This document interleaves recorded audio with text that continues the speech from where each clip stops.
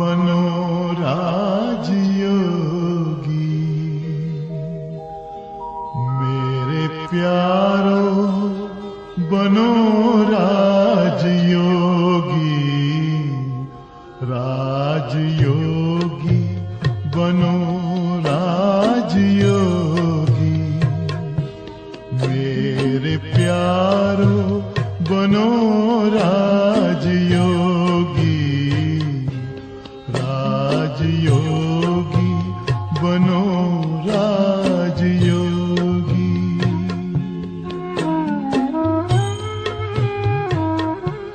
जिंदगी में परम शांति होगी।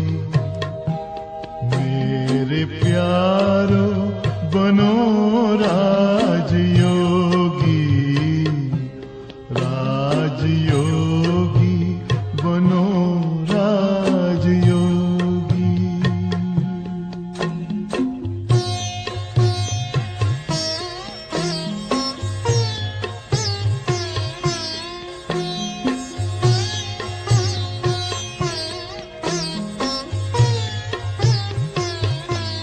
मन का दर्पण दमकने लगेगा। आत्मचिंतन चमकने लगेगा।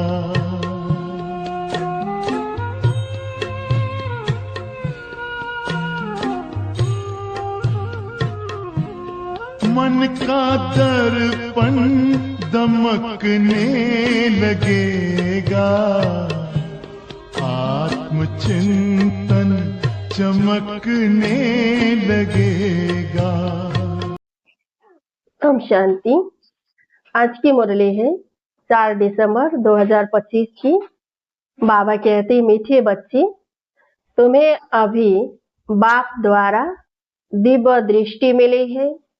उस दिव्य दृष्टि से ही तुम आत्मा और परमात्मा को देख सकते हो। आज का प्रश्न है, ड्रामा के किस राज को समझने वाले कौन सी राय किसी को भी नहीं देंगे?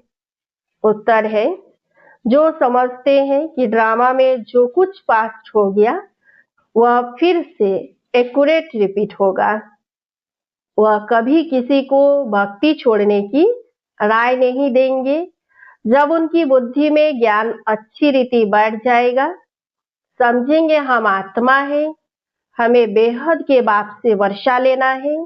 जब बेहद के बाप की पहचान हो जाएगी तो हद की बातें स्वतः खत्म हो जाएंगी। ओम शांति। अपनी आत्मा के स्वधर्म में बैठे हो। रूहानी बाप रूहानी बच्चों से पूछते हैं, क्योंकि यह तो बच्चे जानते हैं एक ही बेहद का बाप है जिसको रूह कहते हैं। सिर्फ उनको सुप्रीम कहा जाता है। सुप्रीम रूह या परम आत्मा कहते हैं। परमात्मा है जरूर, ऐसे नहीं कहेंगे कि परमात्मा है ही नहीं। परम आत्मा माना परमात्मा, यह भी समझाया गया है। मूंझना नहीं चाहिए, क्योंकि 5000 वर्ष पहले भी यह ज्ञान तुमने सुना था। आत्मा ही सुनती है ना। आत्मा बहुत छोटी सूक्ष्म है। इतना है जो इन आंखों से देखा नहीं जाता। ऐसा कोई मनुष्य नहीं होगा जिसने आत्मा को इन आंखों से देखा होगा। देखने में आती है, परंतु कैसे देखा जाता है? दिव्य दृष्टि से। इन स्थूल नेत्रों से नहीं देख सकते। सो भी ड्रामा प्लान अनुसार, अच्छा समझो कोई को आत्मा का साक्षात्कार होता है, जैसे और चीज देखने में आती है। आत्मा को ज्ञान चक्षु मिलती है जिसे देख सकते हैं, परंतु ध्यान में भक्ति मार्ग में बहुत भक्ति करते हैं तब साक्षात्कार होता है। जैसे मेरा को साक्षात्कार हुआ, डांस करती थी परंतु ध्यान में। तो बाबा कहते वैकुंठ तो था नहीं, 500-600 वर्ष हुआ होगा। उस समय वैकुंठ था थोड़े ही, जो पास्ट हो गया है वह दृष्टि से देखा जाता है। जब बहुत भक्ति करते करते एकदम भक्तिमय हो जाते हैं तब दीदार होता है, परंतु उनसे मुक्ति नहीं मिलती। मुक्ति, जीवन मुक्ति का रास्ता भक्ति से बिल्कुल न्यारा है। भारत में कितने ढेर मंदिर है, शिव का लिंग रखते हैं, बड़ा लिंग भी रखते हैं, छोटा भी रखते हैं। अब यह तो बच्चे जानते हैं, जैसी आत्मा है वैसे परमपिता परमात्मा है। साइज सबका एक ही है, जैसे बाप वैसे बच्चे। आत्माएं सब भाई भाई है। आत्माएं इस शरीर में आती है पार्ट बजाने। यह समझने की बातें हैं। यह कोई भक्ति मार्ग की दंत कथाएं नहीं है, ज्ञान मार्ग की बातें सिर्फ एक बाप ही समझाते हैं। पहले पहले समझाने वाला बेहद का बाप निराकार ही है। उनके लिए पूरी रीति कोई भी समझ नहीं सकते। कहते हैं वह तो सर्वव्यापी है। यह कोई राइट नहीं। बाप को पुकारते हैं, बहुत प्यार से बुलाते हैं, कहते हैं बाबा आप जब आएंगे तो आप पर हम उबारी जाएंगे, मेरा तो आप दूसरा ना कोई। तो जरूर उनको याद करना पड़े। वह खुद भी कहते हे बच्चों, आत्माओं से ही बात करते हैं। इसको रूहानी नॉलेज कहा जाता है, गाया भी जाता है। आत्मा और परमात्मा अलग रहे बहुकाल। यह भी हिसाब बताया है, बहुत काल से तुम आत्माएं अलग रहती हो, जो ही फिर इस समय बाप के पास आई हो, फिर से अपना राजयोग सीखने। यह टीचर सर्वेंट है। टीचर हमेशा ओबीडियंट सर्वेंट होते हैं। बाप भी कहते हैं हम तो सब बच्चों का सर्वेंट हो, तुम कितना हुज्जत से बुलाते हो, हे पतित पावन आकर हमको पावन बनाओ। सब है भक्तियां, कहते हैं हे भगवान आओ हमको फिर से पावन बनाओ। पावन दुनिया स्वर्ग को, पतित दुनिया नरक को कहा जाता है। यह सब समझने की बातें हैं। यह कॉलेज अथवा गॉड फादरली वर्ल्ड यूनिवर्सिटी है। इसके एम ऑब्जेक्ट है मनुष्य से देवता बनना। बच्चे निश्चय करते हैं हमको यह बनना है। जिसको निश्चय ही नहीं होगा वह स्कूल में बैठेगा क्या। एम ऑब्जेक्ट तो बुद्धि में है। हम बैरिस्टर व डॉक्टर बनेंगे तो पढ़ेंगे ना, निश्चय नहीं होगा तो आएंगे ही नहीं। तुमको निश्चय है हम मनुष्य से देवता, नर से नारायण बनते हैं। यह सच्ची सच्ची सत्यनारायण की कथा है। वास्तव में यह है पढ़ाई, परंतु इनको कथा क्यों कहते हैं, क्योंकि 5000 बरस पहले भी सुनी थी, पास्ट हो गई है, पास्ट को कथा कहा जाता है। यह है नर से नारायण बनने की शिक्षा। बच्चे दिल से समझते हैं नई दुनिया में देवताएं, पुरानी दुनिया में मनुष्य रहते हैं। देवताओं में जो गुण है वो मनुष्यों में नहीं है, इसलिए उनको देवता कहा जाता है। मनुष्य देवताओं के आगे नमन करते हैं, आप सर्वगुण संपन्न हो, फिर अपने को कहते हैं हम नीच पापी हैं। मनुष्य ही कहते हैं, देवताओं को तो नहीं कहेंगे। देवताएं थे सतयुग में, कलयुग में हो न सके। परंतु आजकल तो सबको श्री श्री कह देते हैं। श्री माना श्रेष्ठ, सर्वश्रेष्ठ तो भगवान ही बन सकते हैं। श्रेष्ठ देवता सतयुग में थे, इस समय कोई मनुष्य श्रेष्ठ है नहीं। तुम बच्चे अभी बेहद का संन्यास करते हो। तुम जानते हो यह पुरानी दुनिया खत्म होने वाली है, इसीलिए इन सबसे वैराग्य है। वह तो है हठयोगी सन्यासी, घर बार छोड़ने के लिए फिर आकर महलों में बैठे हैं। नहीं तो कुटिया पर कोई खर्च थोड़े ही लगता है, कुछ भी नहीं। एकांत के लिए कुटिया में बैठना होता है, न कि महलों में। बाबा की भी कुटिया बनी हुई है, कुटिया में सब सुख है। अभी तुम बच्चों को पुरुषार्थ कर मनुष्य से देवता बनना है। तुम जानते हो ड्रामा में जो कुछ पास्ट हो गया वह फिर से एक्यूरेट रिपीट होगा।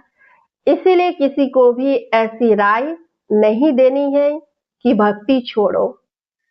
जब ज्ञान बुद्धि में आ जाएगा तो समझेंगे हम आत्मा है, हमको अब तो बेहद के बाप से वर्षा लेना है।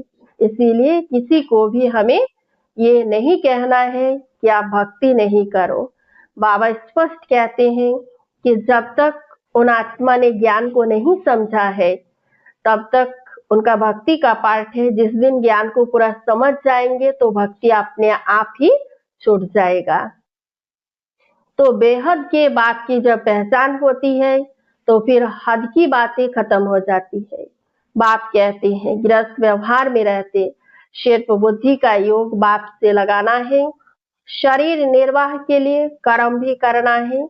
जैसे भक्ति में भी कोई कोई बहुत नोधा भक्ति करते हैं, नियम से रोज जाकर दर्शन करते हैं, देहधारियों के पास जाना है।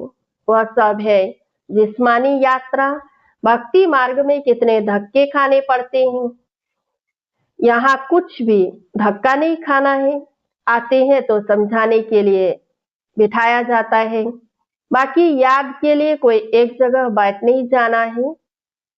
भक्ति मार्ग में कोई श्री कृष्ण का भक्त होता है तो ऐसे नहीं चलते फिरते श्री कृष्ण को याद नहीं कर सकते। इसलिए जो पढ़े लिखे मनुष्य होते हैं कहते हैं श्री कृष्ण का चित्र घर में रखा है, फिर तो मंदिर में क्यों जाते हो। तो श्री कृष्ण के चित्रों की पूजा तुम कहाँ भी करो। अच्छा चित्र न रखो, याद करते रहो। एक बार चीज देखी तो फिर वह याद रहती है। तुमको भी यही कहते हैं कि शिव बाबा को तुम घर बैठे याद नहीं कर सकते हो। यह तो है नई बात। शिव बाबा को कोई भी जानते नहीं, नाम रूप देश काल को जानते ही नहीं। कह देते सर्वव्यापी है।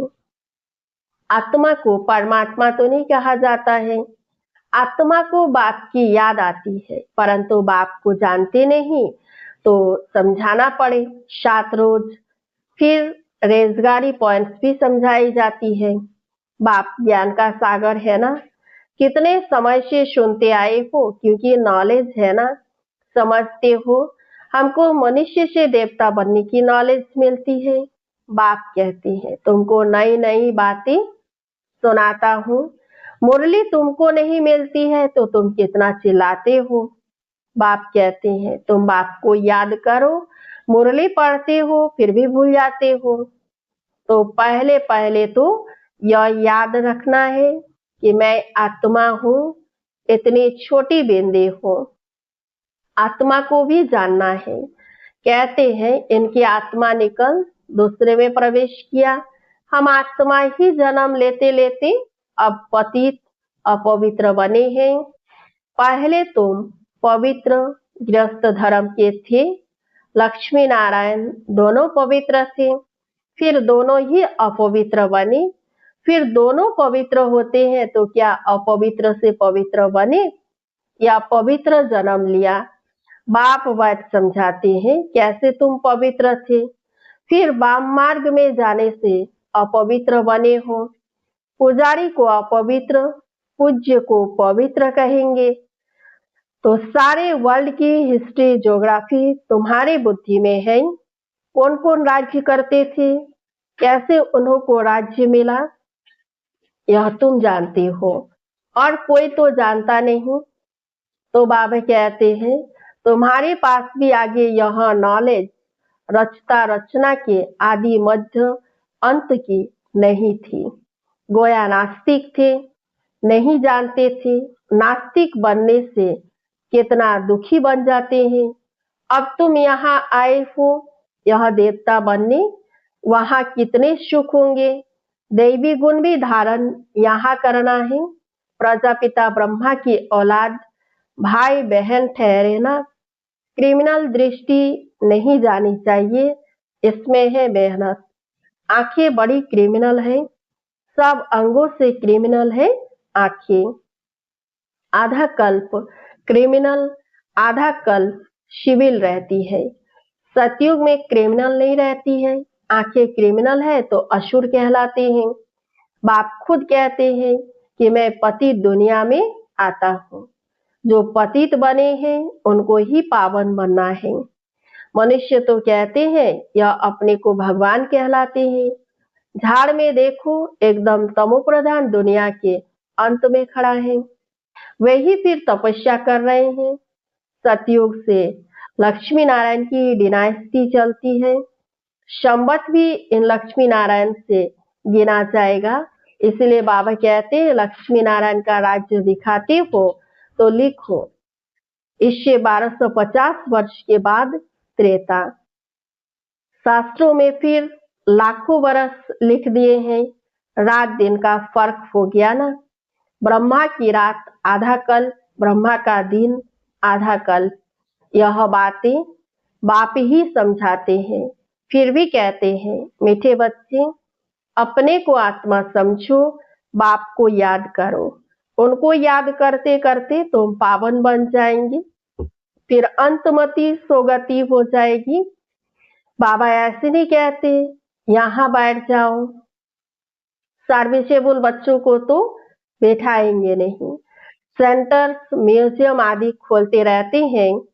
कितने को निमंत्रण बांटते हैं, आकर गॉडली बर्थ राइट विश्व की बादशाही लो। तुम बाप के बच्चे हो, बाप है स्वर्ग का रचयिता, तो तुमको भी स्वर्ग का वर्षा होना चाहिए। बाप कहते हैं मैं एक ही बार स्वर्ग की स्थापना करने आता हूँ। एक ही दुनिया है जिनका चक्र फिरता रहता है।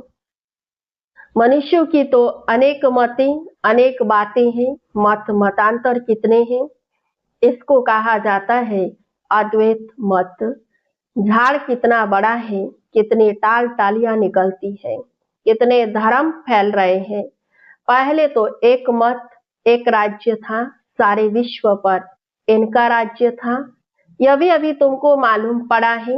हम ही सारे विश्व के मालिक थे। फिर 84 जन्म भोग कंगाल बने हैं। अभी तुम काल पर जीत पाते हो।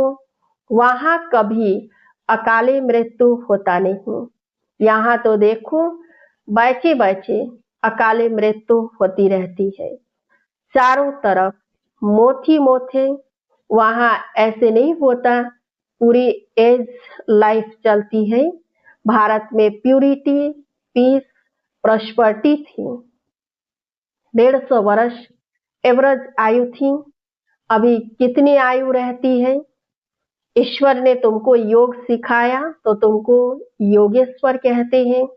वहां थोड़े ही कहेंगे इस समय तुम योगेश्वर हो, तुमको ईश्वर राजयोग सिखा रहे हैं।